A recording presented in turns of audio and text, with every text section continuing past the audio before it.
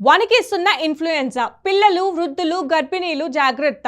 ప్రస్తుతం రాష్ట్రంలో ఎక్కడ చూసినా జలుబు, దగ్గు, గొంతు నొప్పి, ఒళ్ళు నొప్పులు తదితర లక్షణాలతో జనం ఇబ్బంది పడుతున్నారు. ముఖ్యంగా గ్రేటర్లో ఈ లక్షణాలతో కూడిన రోగుల సంఖ్య రోజు రోజుకు పెరుగుతున్నది. అయితే వర్షాకాలంలో ఏర్పడే వాతావరణ మార్పుల కారణంగానే సీజనల్ వ్యాధులు విజృంభిస్తున్నట్లుగా వెల్లడిస్తున్నారు.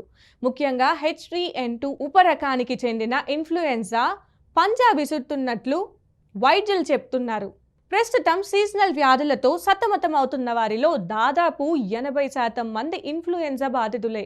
ఈ వైరస్ ఒకరి నుంచి మరొకరికి వ్యాప్తి చెందుతుంది. వర్షాకాలంలో దీని ప్రభావం అధికంగా ఉంటుంది. డెంగ్యూ, చికెన్ గున్యా వంటి విష జ్వరాలతో పోలిస్తే ఇన్ఫ్లుయెన్జా పెద్ద ప్రమాదకరం ఏం కాదు. కానీ సకాలంలో చికిత్స తీసుకోకుండా నిర్లక్ష్యం చేస్తే మాత్రం ఇది ప్రాణాంతకంగా మారే ప్రమాదం ఉంది. ఇన్ఫ్లుయెన్జా అనేది కరోనా తరహాలోనే అంటువ్యాధి. ఇది ఒకరి నుంచి మరొకరికి వ్యాపిస్తుంది.